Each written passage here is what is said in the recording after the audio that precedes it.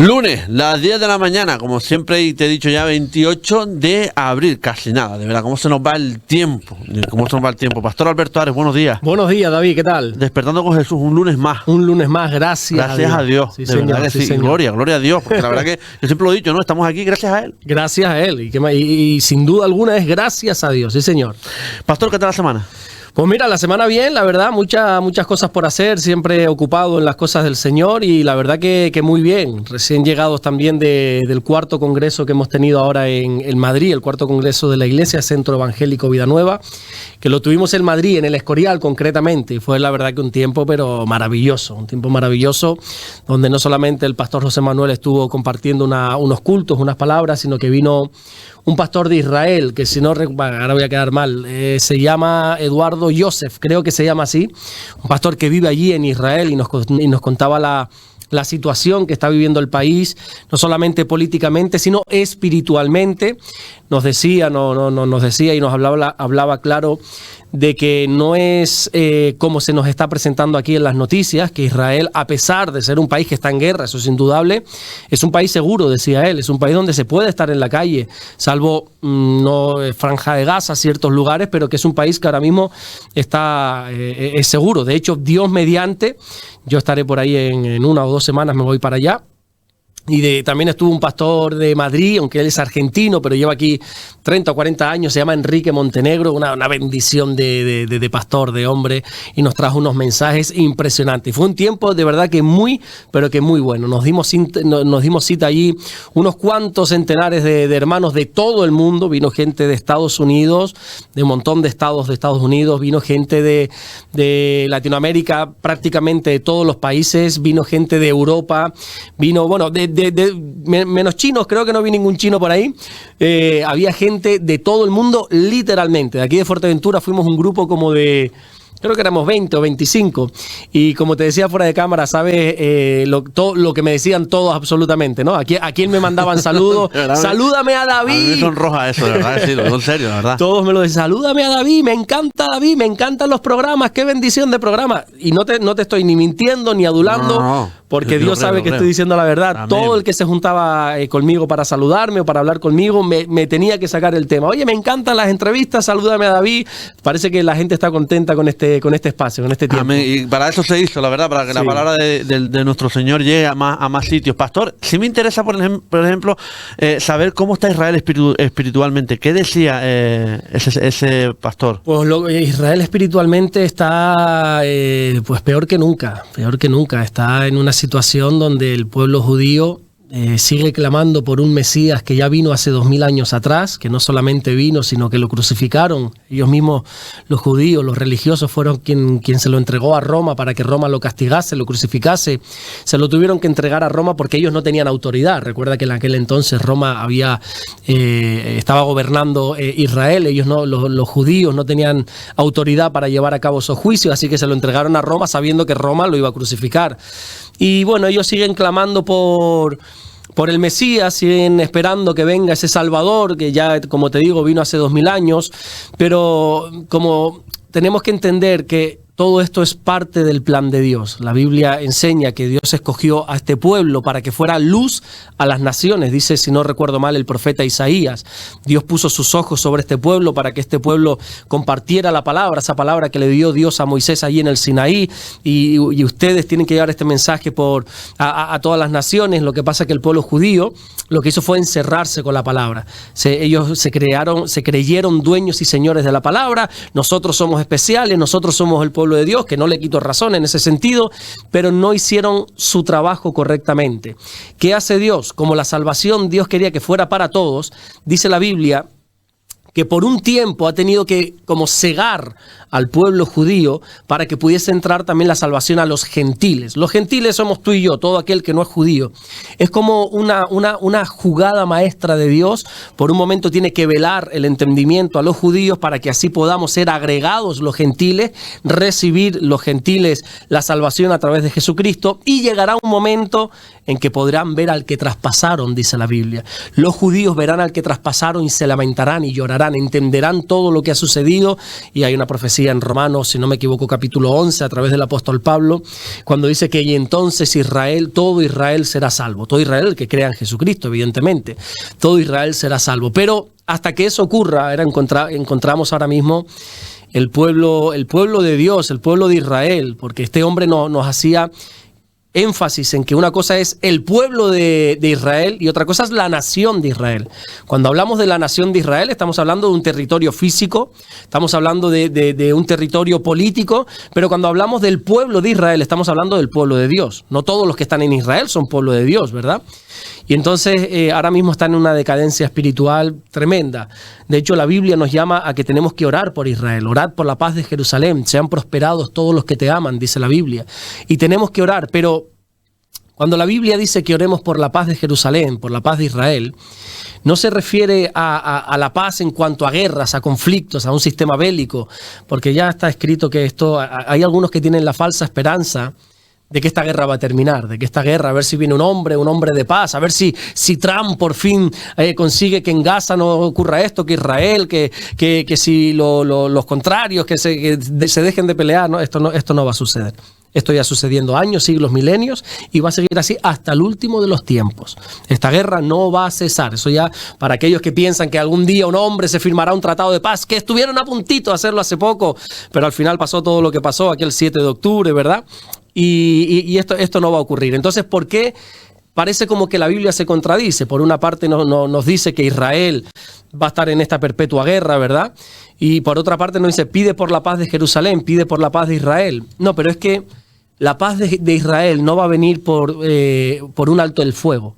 No va a venir cuando los contrincantes, por no ponerles ni nombre, cesen con sus armas, cuando Israel baje sus armas también.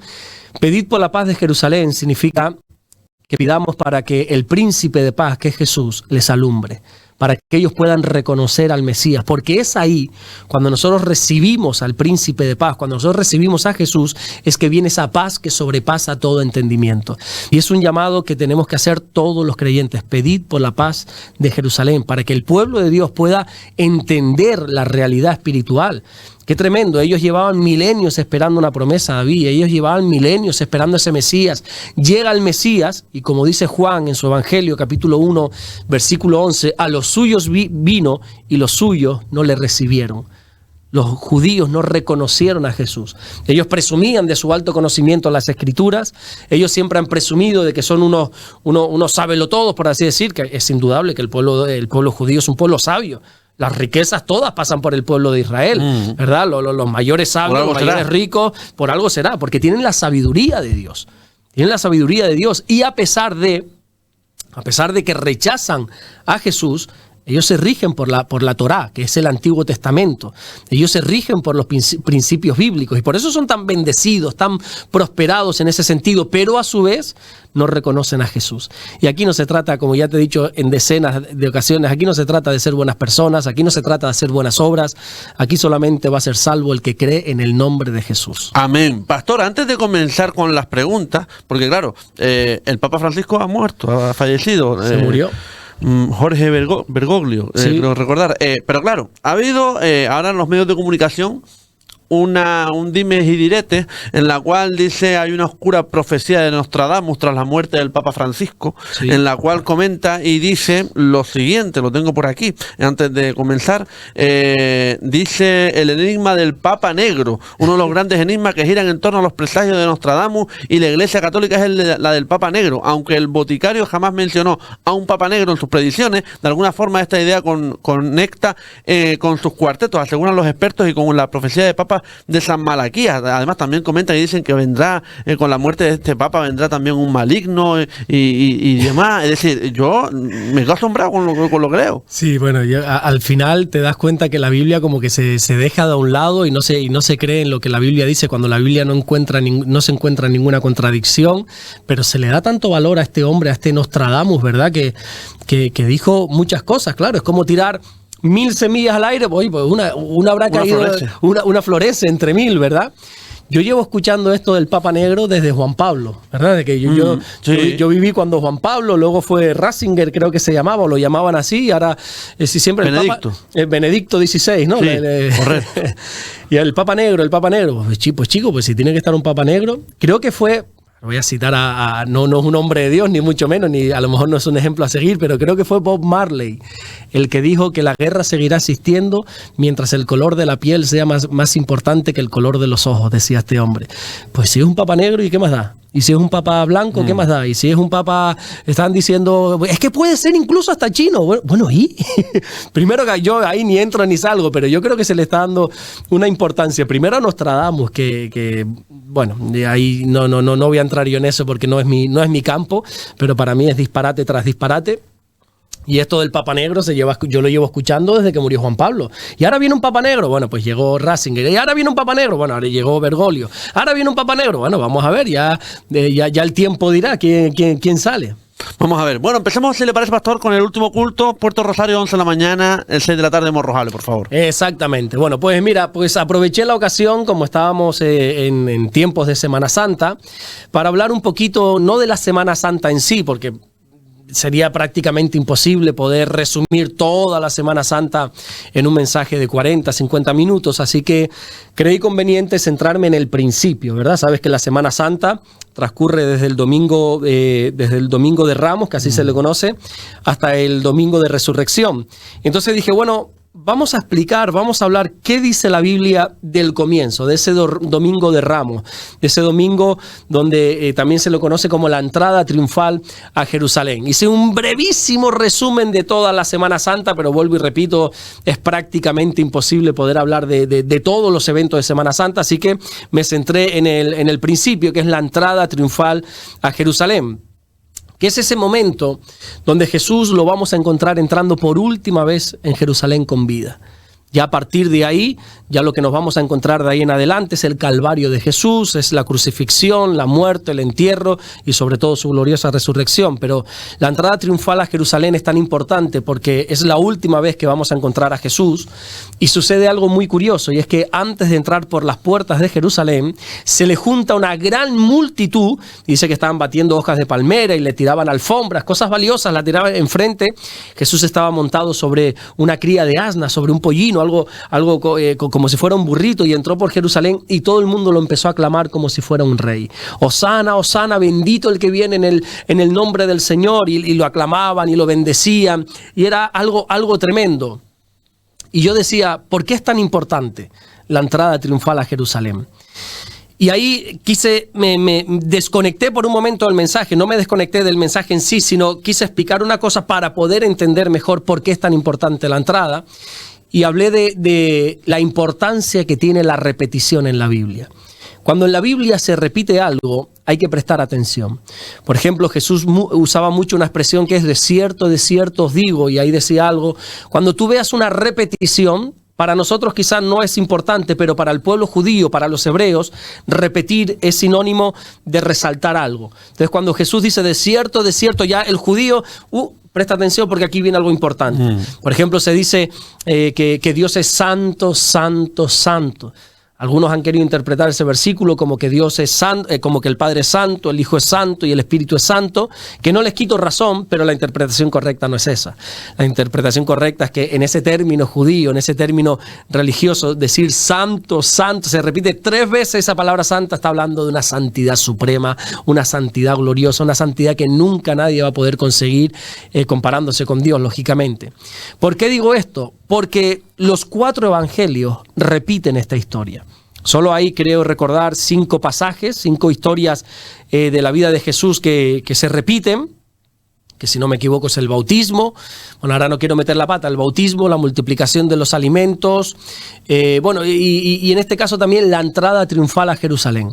Y yo decía, oye, si los 4 evangelios, si Mateo, Marcos, Lucas y Juan repiten esto, y se hacen eco de esta historia, es porque aquí hay algo importante.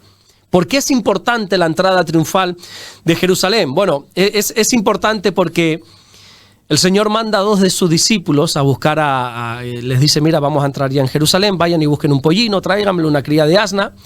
Y cuando se sube, ya te digo que entra y todo el mundo le empieza a clamar, y uno dice, ¿y por qué tenía que entrar en un pollino? ¿Por qué es tan importante toda esta historia?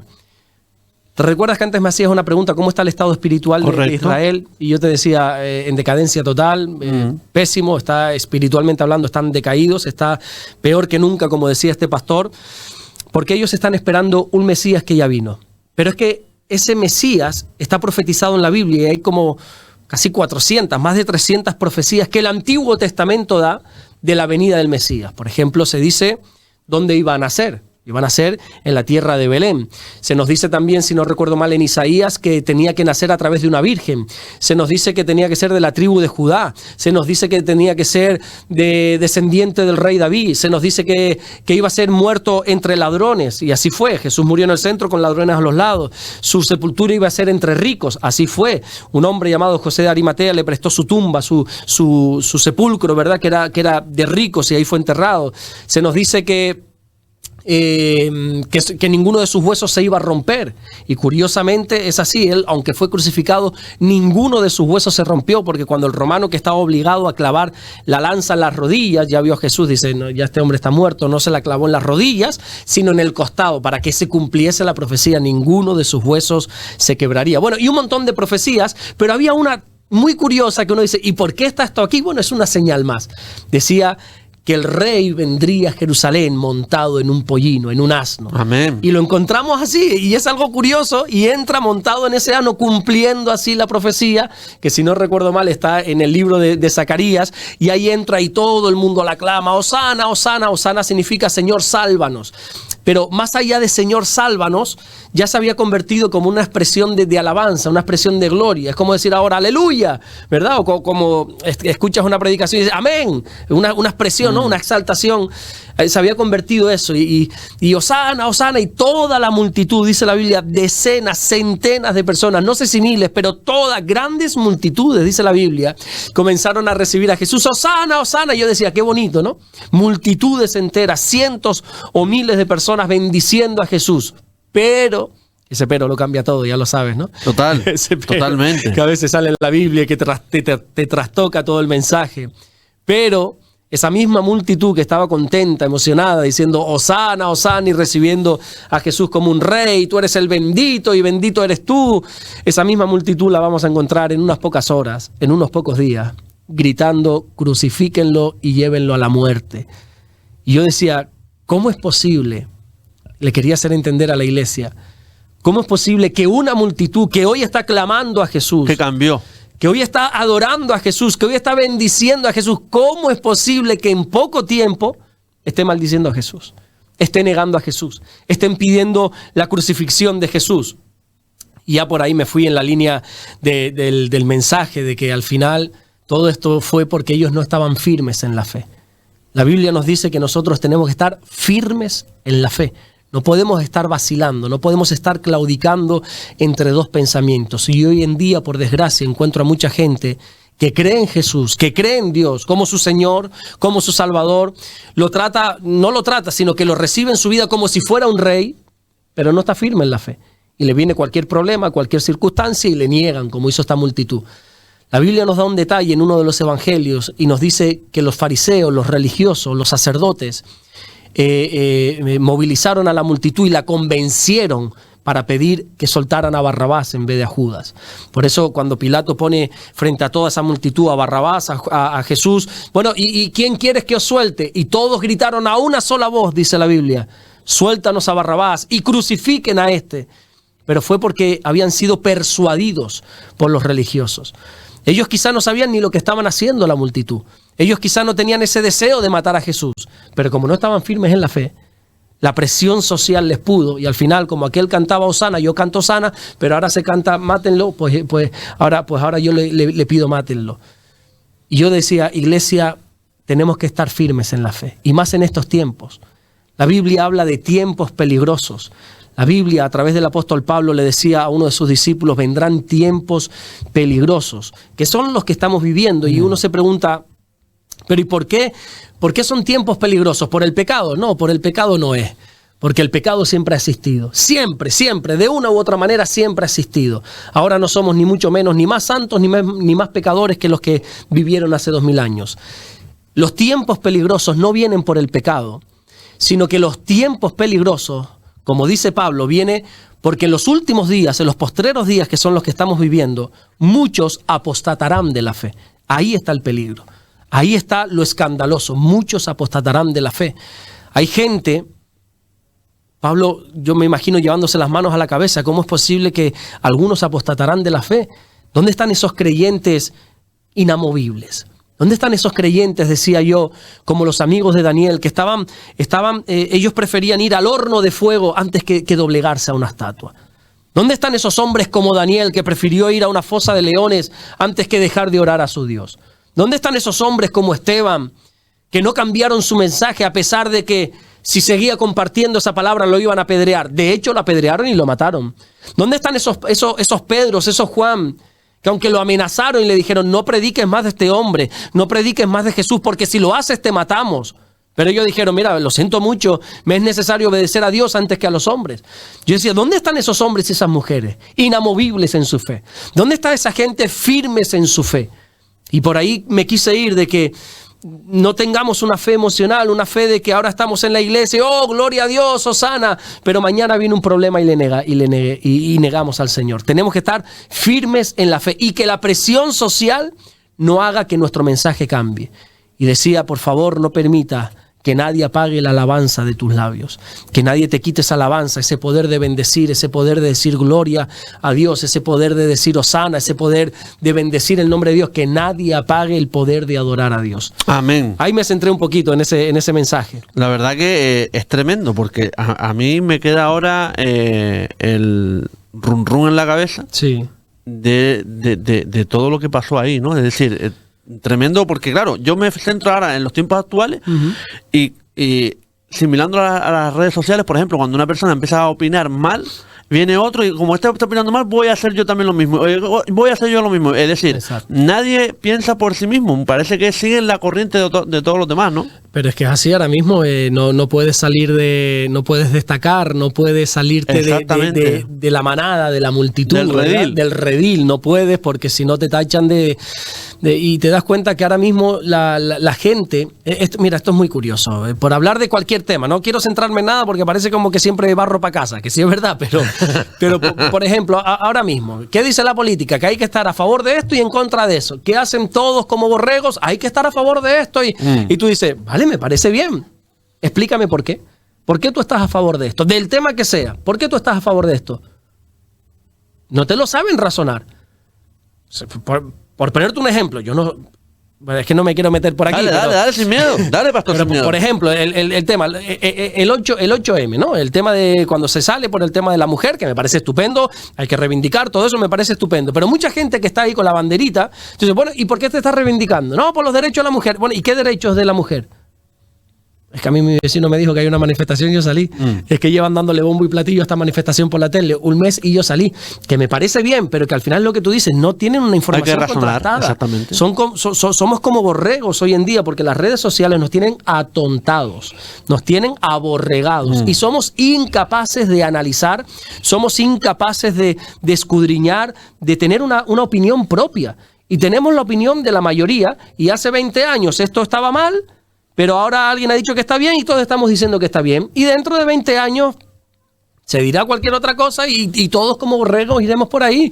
Y yo creo que no, hay que leer. Hay que leer, hay que dejar de ver tantas redes sociales, tanto Instagram, tanto Facebook, y hay que leer un poquito más y que cada uno saque sus propias conclusiones. Y si tu conclusión concuerda con lo que estabas haciendo, perfecto, pero que no estés haciendo lo que los demás te estén diciendo que tengas que hacer. Amén, totalmente. Bueno, empecemos con las preguntas, si le parece, pastor, que tenemos preparadas para el día de hoy. ¿Por qué Dios, pastor, permite el sufrimiento en el mundo? Bueno, qué pregunta, porque... Hay gente que está sufriendo en primera persona o sufriendo porque alguien ha llegado, está sufriendo, ya sea una enfermedad o algo, y aquí hay que ir con pies de plomo, como se dice, ¿no? Aquí hay que tener mucho cuidado. Pero yo creo que la respuesta aquí deberíamos de separarla en dos respuestas, ¿no? Porque por una parte está el sufrimiento natural, este sufrimiento de una persona indefensa, porque vámonos siempre a los extremos para analizar estas preguntas. ¿Por qué Dios permite el sufrimiento, por ejemplo, en un niño? Un niño indefenso, porque al final tú te has buscado un problema y sufres, pues chico, pues lo siento mucho. Quien la hace la paga, ¿no? Pero un niño. Hace unos años atrás yo visité el hospital del Niño Jesús en Madrid, la zona de oncología. Fui a ver allí a varios niños, en especial a uno que al final tristemente falleció. Y claro, yo voy allí como pastor. ¿Se le aguan los ojos, pastor? No, pero es que es increíble. Sí, no, total. Vas allí, ya vamos a quitar el título de pastor, que no sirve para nada. Voy como creyente, como ser humano. Y yo digo, o sea, ¿qué palabra de consuelo puedes darle tú a unos padres así? Es que no hay palabras. O sea, y si te preguntan, ¿por qué Dios permite que mi hijo esté así? ¿Y tú qué le responderías, David? Es muy duro, es muy duro. Sinceramente, yo nunca me he puesto en esa tesitura. Yo, cuando me preguntan, por ejemplo, qué miedo tengo yo en la vida, es a sobrevivir a mis hijos. Sí. Es a lo único que, evidentemente, uno en la tierra tiene miedo, y el temor de Dios, por supuesto, pero yo no sabría qué decirle, sinceramente. Es que yo creo que no hay palabras. Entonces, yo creo que de momento hay preguntas que no tienen respuesta. Si a mí tú me preguntas, ¿y por qué Dios permite esto en los niños? Prefiero quedar de necio antes que responder algo que no tiene sentido. Ahora bien, ante toda situación, yo siempre voy a seguir honrando el nombre de Dios. A pesar de ver el sufrimiento que a veces he visto con mis ojos, a pesar de ver lo que yo vi en ese hospital, a pesar de tantas y tantas desgracias que podamos ver, eso no me va a privar a mí nunca de seguir proclamando el mensaje de que Dios es bueno y para siempre es su misericordia.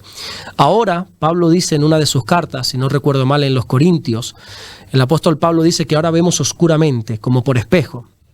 Claro, en aquel entonces el espejo no es como ahora, que es algo perfecto. Antes era como un metal que se bruñía un poquito y te veías ahí medio, así de aquella manera. Por eso Pablo dice, ahora hay muchas cosas que no entendemos. Ahora hay muchos misterios de Dios. De hecho, Pablo usaba mucho esa expresión, he aquí os digo un misterio. Hay cosas misteriosas que no podemos entender de Dios.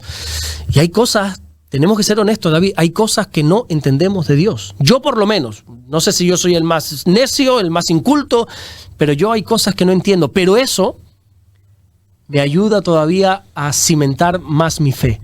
Porque si yo comprendiese todo de Dios, Dios no sería tan Dios. A ver si me entiende, ¿no? Sí. Dios es tan glorioso, tan potente, tan sobrenatural, que hay cosas que no vamos a poder entender. Ahora bien, que aquí no las entienda, no significa que Dios no esté obrando todo para bien. No sé qué palabra usar cuando voy a un entierro, quizá con personas que se han muerto prematuramente, porque bueno, si vas a enterrar a una persona de 90 años, de 104 como mi abuela, hemos hablado de ella en alguna ocasión, pues chico, pues sí, pues lloras, derramas una lágrima porque amas a esa gente, pero es ley de vida, a ver si me entiendes. Claro. Naces, creces, te reproduces y mueres. Pero cuando te toca enterrar a un niño, a una persona de 30, 40, 50 años que todavía debería tener vida por delante, ¿qué palabras dices? Pues mira, dejemos al Espíritu de Dios, que se le conoce como el gran consolador, para que pueda consolar. Hay momentos donde las palabras no sirven de nada. Yo creo que un abrazo sirve mucho más, o incluso simplemente estar a tu lado. Y lloramos juntos. La Biblia dice llorar con los que lloran. Entonces, ¿por qué Dios permite el sufrimiento? Bueno, en este caso, David, no te sabría decir una respuesta. Frente a la enfermedad de un niño, frente a tragedias de un niño, personas indefensas, no lo sé. Pero aún así, Dios es bueno y para siempre su misericordia. Amén. Esa es la primera respuesta. ¿Te acuerdas que te dije vamos a separarlas en dos? ¿Me dejas desglosarte la segunda? Sí, claro. Luego está la segunda, por otra parte, el sufrimiento causado por la maldad del hombre, ¿verdad? Pues entonces el sufrimiento causado por la maldad del hombre, ¿por qué Dios lo permite? Porque Dios nos ha creado con libre albedrío, ¿verdad? Y entonces, pues todo acto tiene sus consecuencias. Entonces tú lo que haces vas a tener unas consecuencias. Y a veces las consecuencias son buenas y a veces las consecuencias son malas. Entonces todo lo que tú vayas a hacer tiene unas consecuencias, ¿no? ¿Y por qué Dios permite, qué sé yo, que me echaran del trabajo? Bueno, a mí hay gente que me ha venido... Bueno, te pongo un ejemplo que me pasó hace años, que nadie saque conclusiones, no es gente conocida, no es de aquí, de Fuerteventura. Me viene uno y me dice, ¿y por qué Dios permitió que mi mujer me dejara? Digo, hombre, ya que sacas el tema, pues yo hablo de eso, porque le ha sido infiel, entre otras cosas. Qué bueno que saques el tema. Qué bueno que saques el tema, pues yo te lo toco, ¿verdad? Pues le ha sido infiel, no la has cuidado y así ha sido, pues... Ahora Dios el mal. ¿Y por qué Dios permite? No, Dios permite no, o sea, Dios te entregó un regalo, no lo has cuidado, lo has perdido, chico, ¿verdad? Entonces, hay cosas, hay sufrimientos que vienen a nuestra vida como consecuencia de nuestro pecado. Por ejemplo, hay mucha gente, esto lo habrás escuchado decenas y decenas de veces. Y si Dios existiera o si Dios fuera tan bueno, ¿por qué permite el hambre en África? ¿Por qué permite el hambre en África? Bueno, no es que Dios permita el hambre en África, es que la maldad del hombre ha causado el hambre en África. Dios ha creado, dice la Biblia, toda la tierra en gran manera, es buena en gran manera, hay recursos para todo el mundo. Lo que pasa es que hay gente, hay políticos, que los expolian. Exacto, políticos corruptos en esos países. Yo creo que te hablé hace meses de esta situación, cuando yo visité África, que fui allí, fuimos con unos misioneros a levantar una iglesia. El presidente, bueno, no sé si era presidente o rey, no me acuerdo ahora si tenía monarquía. Bueno, el presidente de ese país. El que mandaba. El que de verdad mandaba. Y yo decía, qué cosa, ¿cómo puede ser tu presidente de este país tan pobre? Y yo le decía, ¿y dónde está el presidente? No, el presidente no vive aquí, vive en Suiza en una mansión. Y digo, amigo, o sea, tú tienes a tu gente pasando miseria y tú estás viviendo a costa de la pobreza de todos esto. ¿Y por qué Dios no? ¿Por qué Dios no? Porque este sinvergüenza no está aquí. ¿Y por qué este sinvergüenza está cobrando el sueldo de miles de personas que están en este país? Entonces, hay sufrimientos provocados por el hombre y no le echemos la culpa a Dios. Y entonces esa gente, ¿y por qué Dios no hace nada? No, Dios sí está haciendo. Porque la gente, date cuenta que parece como que solo le gusta centrarse en el problema y Dios se centra en la solución. Entonces tú crees que, ¿por qué Dios no hace nada? Pues, quizás lo está haciendo poniéndote ese pesar en tu corazón. Si tú crees que puedes hacer algo, hazlo. Vete a África. El hambre en África, vete y lleva algo. Quizás no puedes acabar con el hambre en África, puedes acabar con el hambre de una familia, de un niño. Puedes hacer cosas. Entonces dejemos de buscar problemas y empecemos a buscar soluciones. Hay sufrimientos que vienen a consecuencia de la maldad, del pecado del hombre. Totalmente, pastor. Bueno, otra de las cuestiones, porque claro, ahora me saltan muchas dudas, porque ayer también me decían mismamente que le preguntara, Dios nos hizo a su imagen y semejanza. Así mismo. Esa palabra, esa frase nos la ponemos en nuestra mente. Entonces, ¿Dios tiene forma humana o cómo es la cosa? No. Jesús nos reveló algo muy hermoso. Si no recuerdo mal, está en el Evangelio de Juan, capítulo 4. Capítulo 3 con Nicodemo. Capítulo 4 es un encuentro que Jesús tiene con una mujer samaritana, donde empiezan a dialogar. La mujer no sabe que él es Jesús, que él es el Mesías. Empiezan a dialogar y Jesús le revela algo a una mujer. Le revela algo impresionante y le dice, Dios es espíritu. Y está buscando que le adoremos en espíritu y en verdad, pero le dice, Dios es espíritu. Dios es incorpóreo, Él no tiene cuerpo. De hecho, para venir a la tierra se tuvo que encarnar en un cuerpo, se tuvo que humanizar, se tuvo que encarnar, pero Dios es espíritu.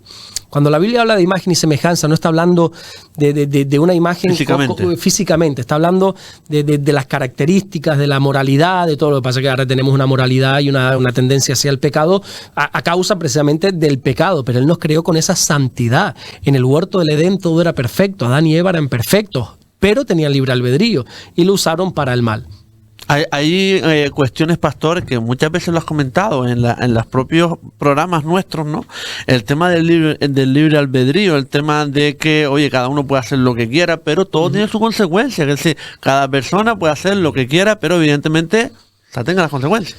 Claro, pero al final date cuenta que Dios es amor y Dios nos ama. Nos ama de una manera exagerada, bruta, grosera en el buen sentido de la palabra. De hecho, Juan, también el Evangelio de Juan, capítulo 3, versículo 16, usa una expresión que es abismal. Dice, de tal manera amó Dios al mundo.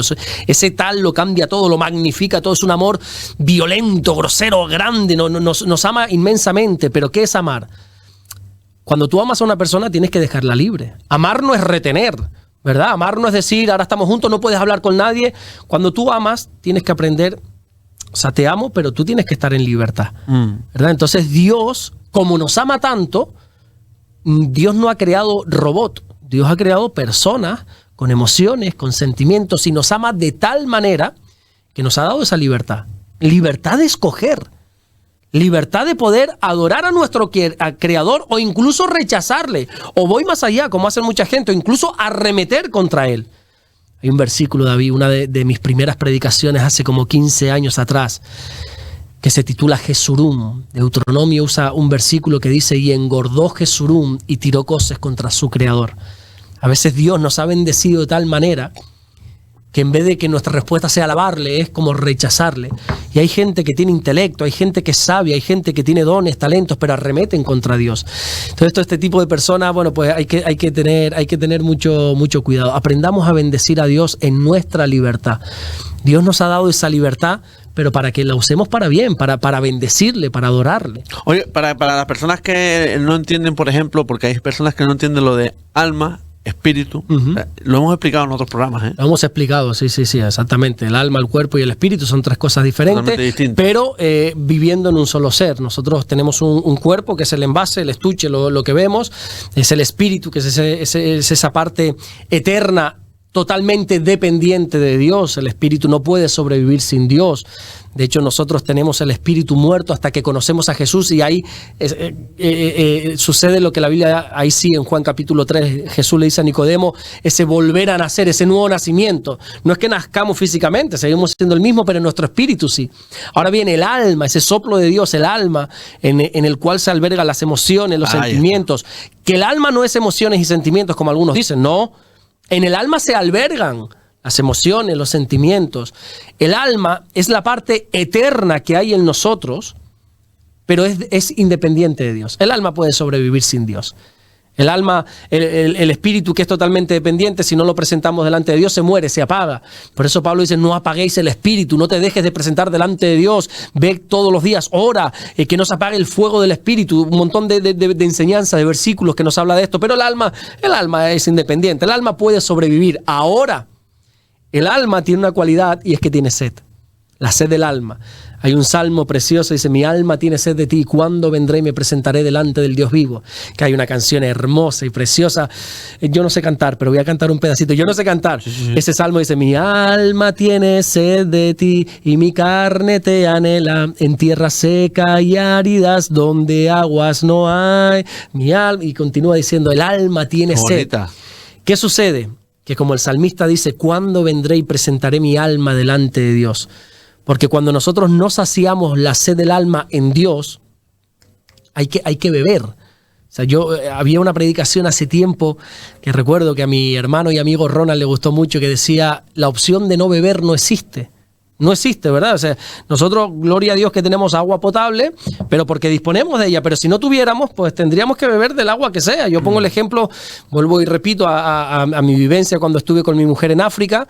Yo recuerdo que allí había hermanos de la iglesia, pero que vivían allí, que bebían literalmente de los charcos, de charcos con barro. Y yo decía: no, pues yo no puedo beber ahí. Y entonces, claro, con los misioneros que fui me dijeron: ya claro, tú no puedes beber porque tú te puedes permitir el comprar una botella de agua, ellos no. Y la opción de no beber no existe. Entonces, el alma tiene sed.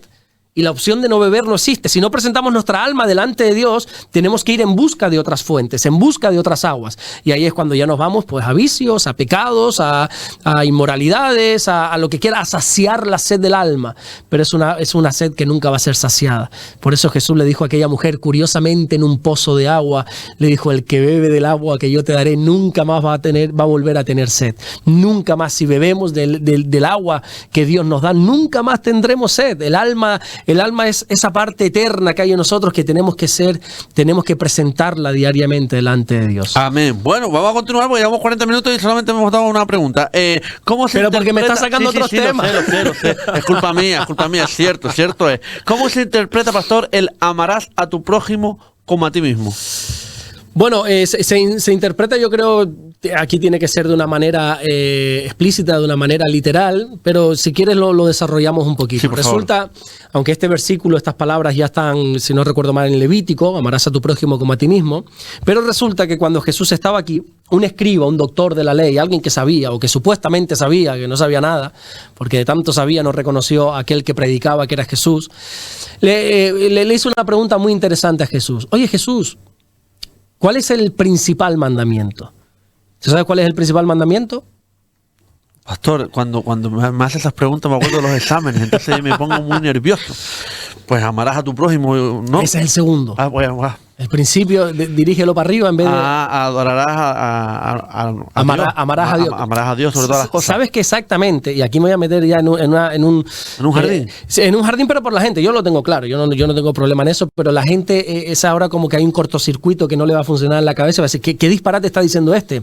Realmente no es el primer mandamiento. Amar a Dios sobre todas las cosas no es el primer mandamiento. Cuando este escriba le dice a Jesús, ¿cuál es el primer mandamiento? Dice, el primer mandamiento es este. Oye Israel, el Señor nuestro Dios, uno es. El primer mandamiento es entender que tenemos un Dios. Un solo Dios, no varios. No hay uno más importante que otro, no. Oye, el primer mandamiento es entender que tenemos un solo Dios. Y a ese Dios amarás con todo tu corazón, con toda tu mente, con todas tus fuerzas, con toda tu alma. Pero el primero es entender que es uno, al cual hay que amarle con todo.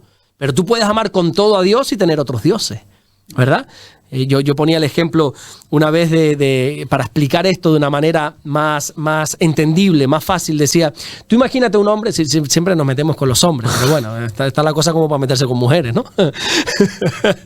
Imagínate un hombre que diga a su esposa, yo te amo con todo mi corazón. Imagínate que tú vayas y le digas a tu pareja, yo te amo con toda mi alma, con toda mi fuerza. Pero de repente abre tu cartera y se encuentra una foto de otra. ¿No? ¿Y esto? No, yo te amo. También la amo a ella, pero yo te amo con todo mi corazón. No, es que Dios no quiere eso. Dios quiere ser el único. Yo no quiero que me ames mucho si amas a otros. Yo quiero ser el único. Por eso Jesús le dijo a este escriba, oye Israel, el Señor nuestro Dios, uno es. Y a ese Dios, ámalo con todo tu corazón, con todas tus fuerzas, con toda tu mente y con toda tu alma. Primer mandamiento. Y Jesús dice, y el segundo es semejante a este. Amarás a tu prójimo como a ti mismo. Es la segunda base del cristianismo, amar al prójimo. Ahora bien, vamos a desglosar este versículo. A mí me encanta sacarle el máximo provecho a cada versículo. ¿Qué es amar? Porque algunos piensan que amar es un sentimiento. ¿Verdad? Pregunta de examen, David, ¿qué es amar? Sí, no. Hombre, yo sinceramente lo digo, yo creo que es incluso hasta dar la vida por la otra persona. Totalmente. Sabes que los sentimientos no sé si desaparecen, pero sí varían. O sea, si tú decides amar en base a sentimientos y el día que te levantes enfadado, ¿o soy yo el único que se levanta a veces enfadado? Sin motivo, ¿eh? No. A veces tengo motivos, pero otros sin motivo. O desanimado. Hay días que yo no me apetece levantarme de la cama. Yo siempre digo que estoy contento, pastor. Bien, una cosa que lo digo, otra cosa que lo que... No, pero después a lo mejor estoy enfadado, pero no los preso. Bien. No, porque a lo mejor hay gente que se... Mira, va cabreado y se alegra. Entonces digo, no, pues yo estoy contento. Bien. Sí, cuanto menos le muestra a la gente, hombre, mejor. Pero a Dios exprésale cómo te encuentras. Exactamente. Si estás mal, se lo dice. Entonces, ¿por dónde íbamos? Me perdí. Estaba pensando en... Me hiciste una pregunta de examen de lo de la amarás. Amar. Te está diciendo, amar no es un sentimiento. Amar es una decisión. ¿Verdad? A veces esas parejitas que se enamoran y están en esa fase de enamoramiento y que tú los ves y tú le dices, pues eso te va a durar 6 meses, 8 meses, 10 a lo sumo, ¿verdad? Porque sabes que el enamoramiento, gracias a Dios, cede, se va, desaparece.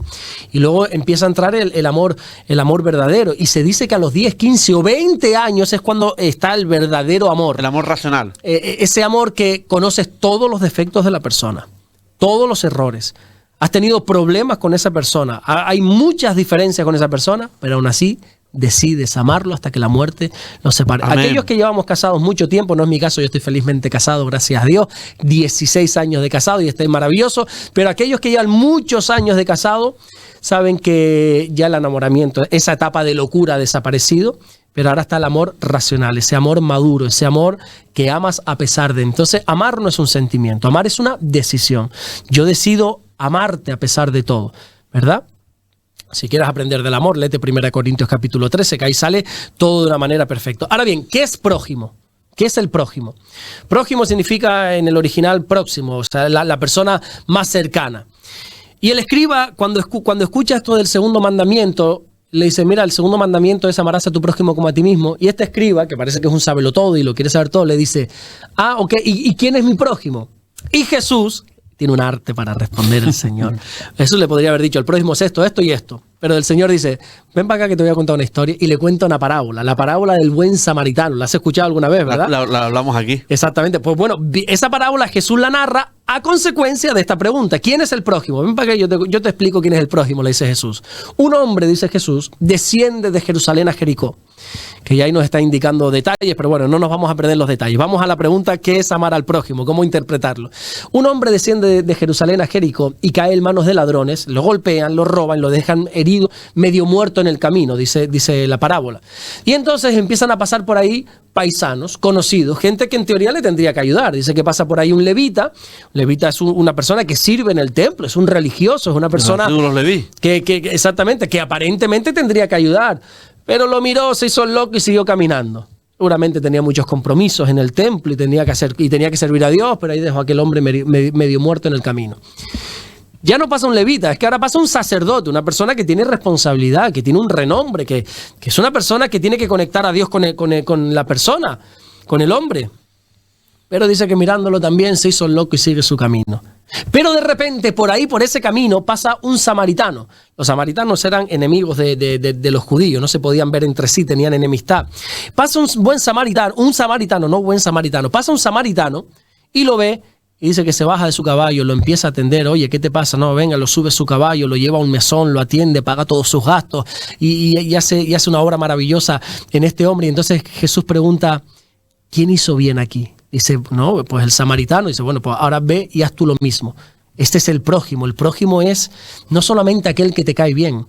El prójimo no es solamente la persona que piensa como tú. El prójimo somos todos. Amar al prójimo no significa amar al que me cae bien. Yo te amo porque me caes bien, David. Bueno, está bien y hay que hacerlo. Pero es que la Biblia nos habla también de que tenemos que amar al enemigo. Que Dios mediante, si nos da tiempo, hablamos de eso. Que he visto el tiempo que llevamos, creo que no. Pero, no nos va a dar tiempo. Pero en otro momento. El prójimo es esa manera, esa persona que está a nuestro alrededor, la persona más próxima, más cercana, sea quien sea, piense diferente, actúe diferente, tenga condiciones diferentes, su orientación sea diferente, su color de piel sea diferente, su estatus sea diferente, hay que amarlo. Y es un mandamiento, como a nosotros mismos. Esto significa de que, oye, de la misma manera que yo me alimento, que yo me cuido, que yo me visto, que yo me protejo, ¿verdad? Así tengo que cuidar a los demás. Sea quien sea, el amor es para todo el mundo. No tiene que ser para este sí, para este no, para aquel me lo pienso, aquel piensa diferente que yo, no es de mi mismo partido, no es de mi mismo equipo, no. El amor al prójimo es para todos. Amén. No, y pastor, por ejemplo, yo sé que me están saliendo las preguntas, pero ¿poner la otra mejilla? Hay que ponerla. Claro, porque mucha gente a lo mejor lo estará diciendo, dice, ¿y si me dan, pongo la otra mejilla? Hay que ponerla, sí. Hay que ponerla. Nosotros, es mejor tener, esta frase qué bonita, me acaba de venir a la mente. Es mejor tener las dos mejillas coloradas, pero un corazón sano. Amén. Es mejor eso. ¿Es literal este versículo? Es literal. Literal, también lo podemos llevar un poco a lo espiritual o a lo cotidiano de, bueno, y si te hacen un daño hay que seguir, hay que soportar, ¿verdad? Jesús le clavaron un clavo y él no dijo, no, ya el segundo no, hay que seguir, hay que aguantar el sufrimiento, entre comillas, ¿vale? O sea, hay que aguantar el sufrimiento, pero hay que poner la otra mejilla. Y hoy en día los cristianos no están muy dispuestos a poner la otra mejilla y se denigran unos a otros y no están dispuestos a aguantar. Y enseguida sacamos la banderita de nuestros derechos. Hay que poner la otra mejilla. A mí literalmente a veces me han puesto la mejilla ya colorada alguna vez y con ganas de saltar y no he podido saltar. Hace unos cuantos años atrás, había unas hermanas de la iglesia, estábamos en la iglesia, unas hermanas que había por ahí y vino una persona y me golpeó literalmente. Una persona que no le caía bien porque dice que hacíamos ruido, bueno, y me golpeó literalmente y claro, por una parte está el hombre que llevo dentro, que aunque yo no sepa pelear, yo no sé pelear, yo no sé, aquí el que menos sabe dar una torta, pero yo es que no sé, lo podría intentar, pero no sé, pero llevas ese macho alfa dentro que quieres, oye, pues aunque sea, pues muero en el intento, aunque sea. La cabeza. Pero por otra parte tú dices, ¿y qué ejemplo voy a dar yo aquí a las hermanas de la iglesia? Imagínate el pastor, qué vergonzoso, el pastor peleándose en la calle, ¿no? aquí Sí, dándose puñetazos la verdad. con otro, y encima que le peguen, encima, porque si te peleas y ganas todavía, pero si te peleas y pierdes, hay que poner la otra mejilla, aunque cueste, y ahí es cuando estamos demostrando que nosotros vamos en serio con el Señor. Pastor, en el canal, porque claro, ya no nos queda tiempo, pero sí le quiero preguntar, porque lo hemos dicho en múltiples programas, pero a lo mejor viene gente nueva, ¿no? A los cuales los invito a que vean los anteriores. Hay un programa en el que hablamos de la cremación, hablamos de que vamos a vivir solamente una vida, no vamos a estar resucitando. Hay una persona que pregunta que si la creman, ¿cómo va después a resucitar? Entonces, por eso digo que los invito a que vean los programas anteriores, ¿no? Exacto, bueno, pues si quieres contestamos. El problema de la cremación, los cristianos encuentran como cierto obstáculo en esto de la cremación porque la Biblia no habla de ella. O sea, la Biblia en el contexto judío que está escrito, en el contexto hebreo, para los hebreos es impensable cremar a una persona por respeto y por todo. Pero es que hoy en día, pues fíjate tú, cremar a una persona es 30 veces más barato que enterrarla. Y es que hay veces que es imposible. Pero claro, la gente dice, ¿y cómo resucita? Bueno, ¿y qué te piensas? ¿Que la persona que murió hace 50 años todavía está su cuerpo? Ya la cremación simplemente es acelerar un proceso que se va a dar de manera natural, ¿verdad? Entonces, el gran milagro no es, ¿y cómo? O sea, todos vamos a ser resucitados y se nos va a dar un cuerpo glorificado, dice la Biblia. Y ahí está el milagro. Dios es poderoso. De la misma manera que nosotros hemos nacido del polvo, creados del polvo, Dios no conoce la palabra imposible. Da igual que todavía estés con cuerpo físico, que ya te hayas desintegrado, que te hayan quemado y ya sea un resto de ceniza, que el poder de Dios es ilimitado. Amén, pastor, pues no nos queda más tiempo. Así que nada, la semana que viene más y mejor. Más y mejor para la gloria de Dios, sí señor. Dios me lo bendiga, pastor. Muchas gracias, David, por todo. Dios te bendiga. Gracias. Y gracias a ustedes, cada día somos más. Ahora sí, a las 11, el rebumbio. Así que no te vayas. Hasta ahora.